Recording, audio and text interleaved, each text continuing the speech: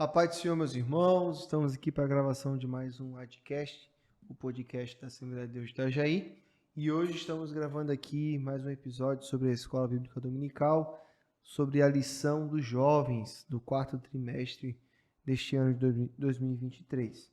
E nesta noite, uma noite de quarta-feira, eu tenho aqui comigo o presbítero Júlio, da congregação do quilômetro 12. Pai do Senhor, irmão, seja bem-vindo.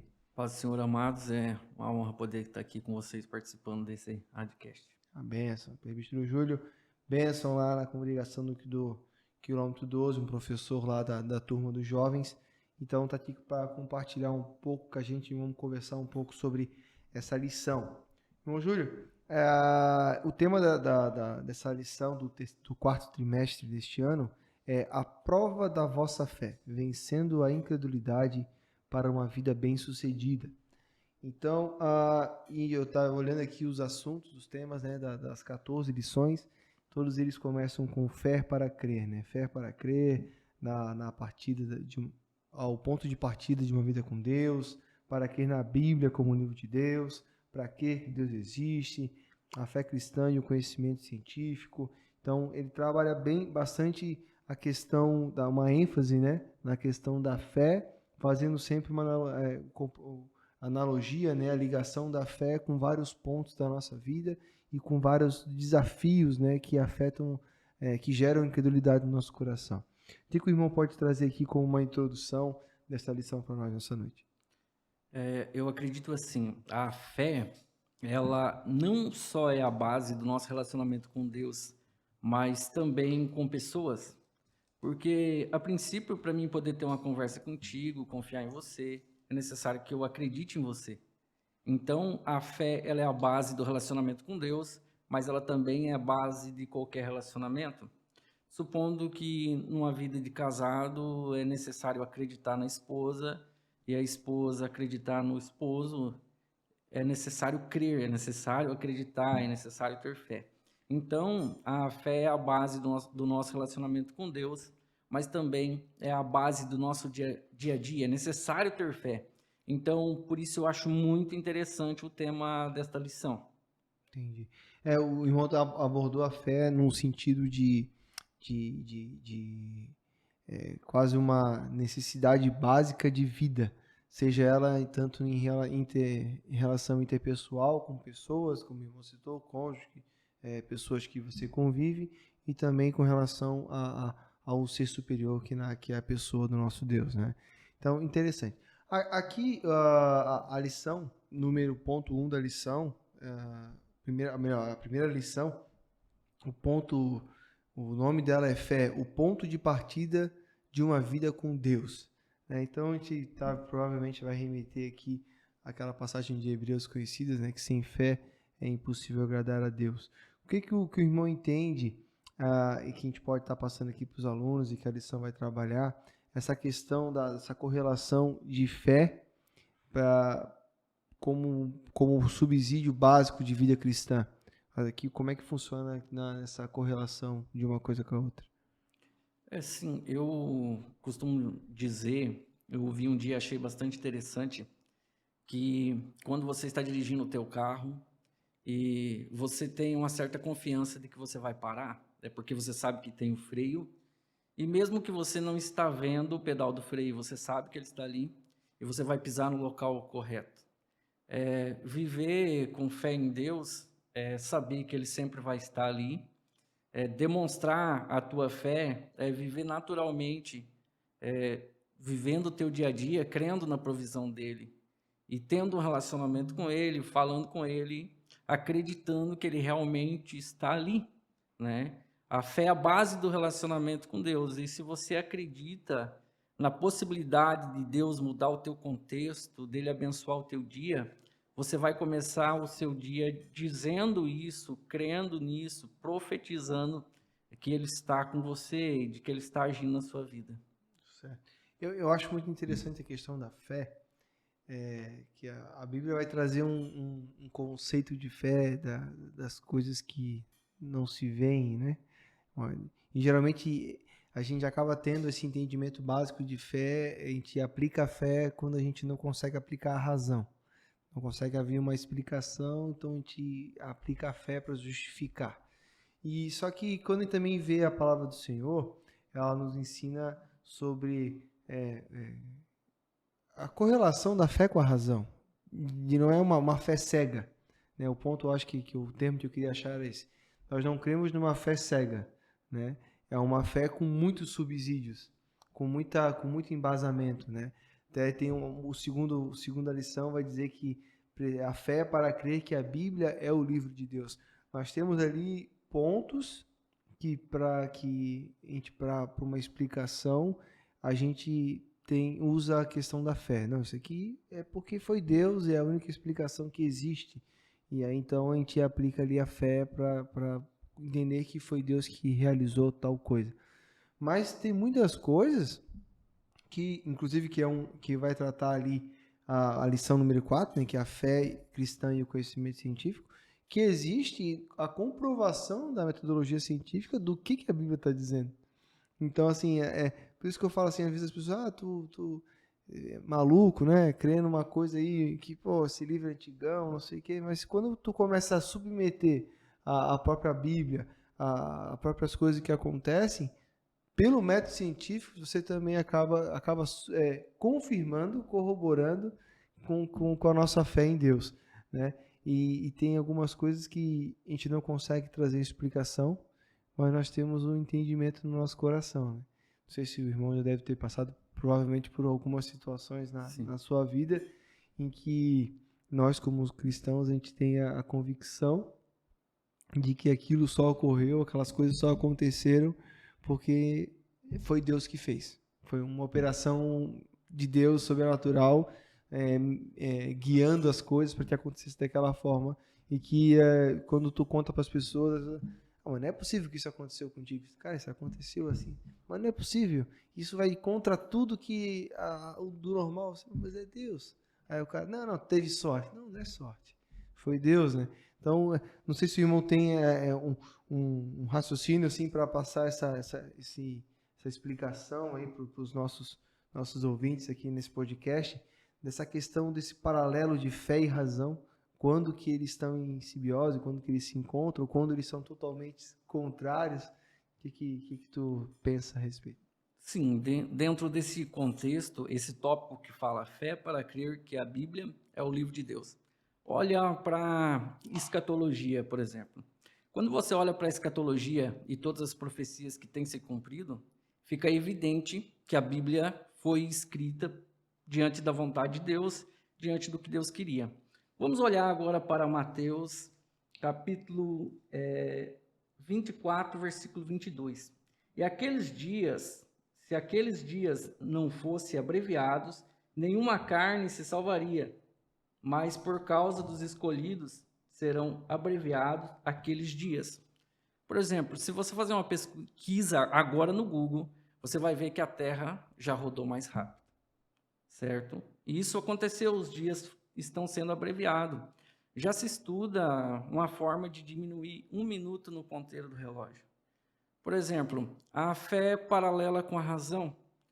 Às vezes eu converso com pessoas que são céticas e a explicação que eu tenho para eles sobre Deus e por que eu creio em Deus, porque eu tenho fé nele, na sua palavra, é de que a própria criação é testemunha de que Deus existe.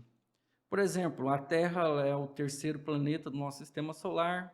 Ela possui um movimento de rotação e um movimento de translação. Esse relógio que eu estou usando, ele tem um movimento de rotação e o seu ponteiro de horas para fazer um ciclo completo, ele demora 12 horas. A Terra demora 24 horas para fazer o seu ciclo completo. Quando você olha para o livro de Gênesis, você vê lá no capítulo 1 e o versículo 4, e viu Deus que a luz era boa e fez separação entre dia e noite. Quando você olha para o que Deus fez, separação dia e noite, você entende que a Terra gira, a Terra é redonda, e quando ela está ali para o lado do Sol, o nosso país é dia, e quando ele está para o lado contrário do Sol é noite. Então, este relógio, para que ele rodasse 12 horas, o seu ciclo de rotação completo, alguém teve que constituí-lo desta forma, alguém teve que construir ele assim, alguém teve que projetar e calcular para que ele tivesse esse sentido de rotação em 12 horas, a Terra também. A Terra, para que ela tivesse o movimento de rotação, que é 360 graus, em 24 horas, e gerar o dia e a noite, teve que Deus projetar ela assim. Simplesmente uma explosão não criaria isso. Então, a fé ela anda muito paralela com a razão, e até mesmo olhando para o ponto de vista científico, tantas coisas que a ciência tem descoberto, mas também é prova da existência de Deus. Por exemplo, assim, quando você olha para a linha do Equador, e se alguém fosse caminhar em linha reta na linha do Equador, daria 40 mil quilômetros. 40 mil quilômetros, se você for dividir por 24, daria 1.666 quilômetros por hora aproximadamente. E nós não percebemos que a Terra está girando tão rápido assim, para apenas dar origem ao dia e à noite. Você acha que uma potência tão grande, para um instrumento tão grande, seria apenas gerado de uma explosão? Uma ocasião, né? Uma ocasião? Eu até, inclusive, eu sou um consumidor de podcasts, eu gosto de ouvir muito podcast. E eu assisti alguns podcasts com o pastor Adalto Lourenço e com... eu esqueci o nome dele. Mas eles são cientistas, né? São cientistas. O Adalto até trabalha nos Estados Unidos, na NASA. E eles são defensores do design inteligente, né? Que eles falam que Deus projetou, ele foi o design de toda a criação. Então isso vai ser um assunto muito interessante que vai tratar, inclusive, provavelmente na lição 4, fé cristã e conhecimento científico, e também na lição 6, fé para crer na natureza humana e divina de Jesus. E tem uma outra aqui que fala sobre a criação. Cadê? Me perdi aqui agora na relação. Mas aqui as lições vão trabalhar sobre fé. Então vai trabalhar também sobre essa questão da criação, né, versus as teorias aí de evolucionismo, essas questões aí. Que também eu acho que precisa de mais fé para acreditar nessas coisas do que para acreditar que Deus existe. Eu acho que fazem muito mais engenharia para poder explicar a evolução, o Big Bang, do que para explicar sobre crer, na verdade, que Deus foi o Criador de todas as coisas. Eu queria que o irmão tratasse também aqui, que tem um ponto, que na verdade a lição ela vai tratar sobre vencendo a incredulidade. E quando a gente vence, para tratar sobre essa questão de ser incrédulo, né? Eu sempre lembro da passagem de Natanael, né? Muito conhecida. E Natanael, pode vir coisa, né? João chega, ó, achamos o Messias, né? Mas quem é esse? É o Jesus o Nazareno. E pode vir coisa boa de Nazaré? Só que quando ele tem um encontro com Jesus e ele fala, olha, tá aí um judeu que não há engano, né? E, como é que estás falando isso? Tu não me conhece? Aí eu te vi, você debaixo da figueira, né? Antes que João te chamasse. E ali, uma pessoa que era incrédula na questão do que Cristo era o Messias, quando teve um encontro diante de uma verdade absoluta, que era qual? Jesus prevendo algo que humanamente ele sabia que ele não podia prever, que era contemplar ele debaixo da figueira antes de ter o encontro, ele se rendeu. Então, o que o irmão entende nessa parte de que a gente tirar essa casca? Que às vezes a incredulidade é uma casca de proteção que o ser humano se coloca, né?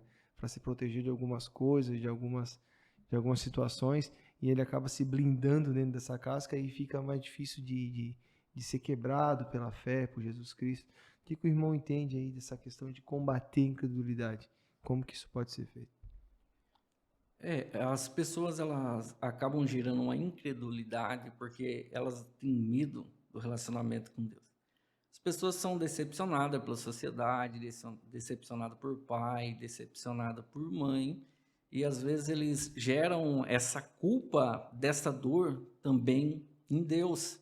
Mas a partir do relacionamento, né, que as pessoas vão tendo com Deus, o relacionamento com a fé e a insistência da pregação do evangelho e testemunho, porque eu ainda costumo dizer que a gente tem que viver o que a gente prega, isso vai gerar nas pessoas algo diferente, vai despertar, porque há uma presença de Deus nas nossas vidas. Se nós vivemos uma vida para Cristo, uma vida com identidade, um propósito diante de Deus, isso vai acabar impactando as pessoas. Isso vai quebrar esta incredulidade. Por exemplo, eu já vivi uma situação de que alguém havia me dado um prejuízo muito grande e me ameaçou de morte. E o pastor que estava ali comigo naquele momento, até ele era batista, ele falou: Júlio, procure esse rapaz e peça perdão para ele. Eu olhei e disse: mas pastor, pedir perdão? E o Espírito falou comigo: faça isso. E eu procurei.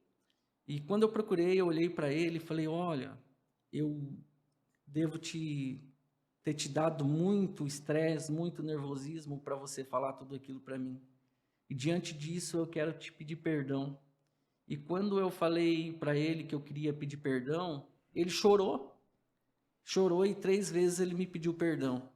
Por causa desse ato, de eu me humilhar, sabendo que eu estava certo. Isso quebrou algo nele. Então eu creio que o nosso testemunho, a nossa palavra de amor, esse amor de Cristo transbordando dentro dos nossos corações, ele acaba quebrando a incredulidade, porque nós temos que mostrar a nossa fé mediante também as nossas dificuldades. Eu vejo que Daniel ele estava cativo em meio à Babilônia, mas ele vivia com identidade e propósito. O que é identidade? É um número de RG? Não. É um conjunto de características que definem um indivíduo. Então, quando ele está cativo na Babilônia e é mudado o nome de Daniel, não mudou a sua identidade, porque ele tinha um propósito que era servir a Deus. E ele não se contamina com os manjares do rei, ele continua com a sua identidade da maneira que Deus o chamou, do propósito que ele tinha de servir a Deus. E isso fez com que o próprio rei visse isso em Daniel, não só com Daniel, mas também com seus amigos lá na fornalha de fogo. Muito interessante esse exemplo que tu trouxe, porque a lição vai dizer no tema aqui, vencendo a incredulidade para uma vida bem-sucedida. E quando a gente pega Daniel como exemplo, vai dizer que ele era um dos presidentes, um dos governadores, né? Sim. E ele gerou ciúme nos outros, porque ele era muito bem-sucedido. E a palavra vai dizer que eles pesquisaram a vida de Daniel, procuraram saber sobre Daniel, procuraram algum defeito, alguma falha de caráter, alguma situação que eles pudessem usar para destruir a vida dele. E a Bíblia vai dizer que eles não acharam nada. Então Daniel ele era um homem fiel ao Senhor, dedicava a sua fé, a sua esperança diante da morte, enfrentou a cova dos leões, aplicando ali a sua fé no seu Deus Salvador, que é uma das lições aqui, né? Fé para crer na salvação eterna, fé para crer que Deus, que o Espírito Santo é Deus, crer na vida e nas promessas do Senhor. Então, quando a gente aplica, ele aplicou toda a sua fé e ele foi o homem mais bem sucedido de toda a Babilônia. Acima dele, só o rei da Babilônia. E sim, nós estamos falando de um homem que veio cativo de outro lugar, né? Então, assim, não existia como Daniel ser mais bem sucedido na sua vida, só se ele virasse rei da Babilônia, porque, né, que não seria o caso, mas um homem que veio cativo, era escravo de uma outra nação, que Israel tinha sido vencida na guerra, virou o segundo no reinado. Algo grandioso. Algo grandioso que nós podemos aplicar também aí, mas numa situação diferenciada, mas na pessoa de José também, que virou o segundo, mas foi através de outros meios, mas a gente vê no exemplo da vida de Daniel a aplicação da fé numa forma plena, né? Tanto dele, desde o começo, de se negar, a se contaminar com os manjares, de ser fiel ao Senhor, e de não deixar a incredulidade da circunstância, que inclusive ele tinha talvez até as melhores desculpas. Poxa vida, vou permanecer fiel a Deus, sendo que Deus permitiu que eu viesse aqui a Babilônia, permitiu que a gente se tornasse escravo, E agora tá tudo aqui, né? Já estamos aqui, mas não, ele foi fiel ao Senhor. Permaneceu crendo que Deus iria livrá-lo, né? Não sei se tu concordas com essa comparação que eu fiz, né? Sim, e não é só a prova da fé dele diante da incredulidade, mas também diante do furor, porque isso estava enfurecendo outras pessoas. Quando você pega ali o Sadraque, Mesaque e Abednego, que foi lançado dentro da fornalha de fogo, o rei, antes de fazer isso, ele se encheu de furor contra eles e falou assim, se eles iam se curvar perante a estátua, ou senão, quem há de livrar vocês da minha mão e da fornalha de fogo? E olharam para ele e disseram, o Deus a quem nós servimos é quem há de nos livrar da fornalha de fogo. Se ele quiser, né? Isso, se ele quiser. O tamanho, Então, mas é a aplicação da fé, né? isso, a aplicação da fé, isso é algo maravilhoso, é a prova da nossa fé em todo tempo, assim como também foi com Abraão, no momento de que Deus pede para Abraão, filho da promessa. Deus ele prometeu que ele seria pai de uma grande nação e o filho da promessa era Isaque. Mas aí há um momento da prova da fé de Abraão, falando assim, Abraão, ele disse, eis-me aqui, Senhor, pega teu filho Isaque, a quem amas, vai até a terra de Moriá e oferece ele em holocausto a mim. Só que eu acho algo maravilhoso quando Abraão ele vai até a terra de Moriá e ele avista o lugar que Deus o mostrara. Ele chega para os moços que estavam com ele e disse, ficai-vos aqui com o jumento. Eu e o menino iremos até lá e, havendo adorado, tornaremos a vós. Ele colocou a sua fé em ação, profetizando que eles tornariam, que eles estavam indo adorar a Deus. Sendo que ele estava indo lá para sacrificar o filho. Isso é algo maravilhoso. É a fé. Não é à toa que ele é chamado de pai da fé, né? Nosso pai da fé. Muito bom, irmão Júlio.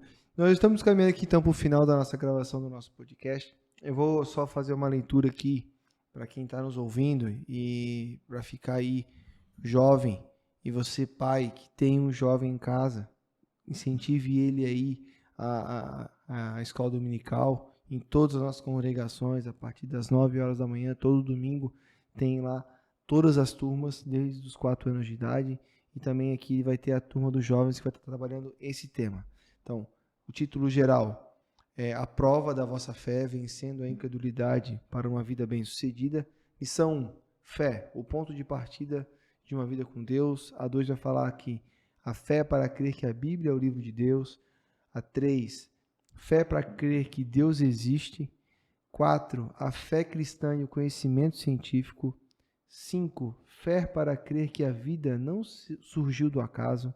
6, fé para crer na natureza humana e divina de Jesus. 7, fé para crer que Deus fala por meio da profecia. 8, fé para crer que Deus não criou o mal. A 9 vai falar sobre fé para crer na salvação eterna. A 10 vai dizer fé para crer que milagres acontecem. A 11, fé para crer que o Espírito Santo é Deus. 12, fé para crer na ressurreição de Cristo. 13, fé para crer na realidade do sofrimento eterno. 14, e última, fé para crer no fim da história e na condenação eterna. Então são 14 lições que vão tratar aí, que vão lapidar o nosso caráter e a nossa fé para que a gente possa ser cada dia mais bem-sucedido no Senhor, baseado na tua palavra. Bom, Júlio, eu queria uma consideração final sua sobre a lição e um convite aí para os nossos telespectadores aí do nosso podcast. Assim como o nosso amado irmão já disse, os temas, né, da lição são maravilhosos, todos eles envolvendo a fé. E eu quero convidar vocês, né, que são do nosso bairro, e também não só do nosso bairro, mas pode estar indo também participar, você jovem, dessas lições que eu creio que vai acrescentar muito. É necessário ter fé. A fé, ela não é irracional, mas sim é racional. É algo inteligente de se fazer. Nós precisamos de entender e compreender. Se nós não crermos em Deus, nós não vamos ter a nossa salvação. Porque o que fala em João 3,16, que para mim é o versículo-chave da Bíblia Sagrada, porque Deus amou o mundo de tal maneira que deu seu Filho unigênito para todo aquele que nele crê, não pereça, mas tenha a vida eterna. Algumas pessoas falam, mas o que eu vou ganhar se eu me tornar crente ou vou servir a Deus fielmente? E se a vida após a morte não existir? Eu digo que mesmo assim você vai ter vivido uma vida maravilhosa. Eu creio e tenho total certeza e propriedade de que Deus existe, Ele é real, a própria criação testifica dele. Eu creio na vinda de Jesus, eu creio na ressurreição dele, tem muitas evidências científicas que provam isso.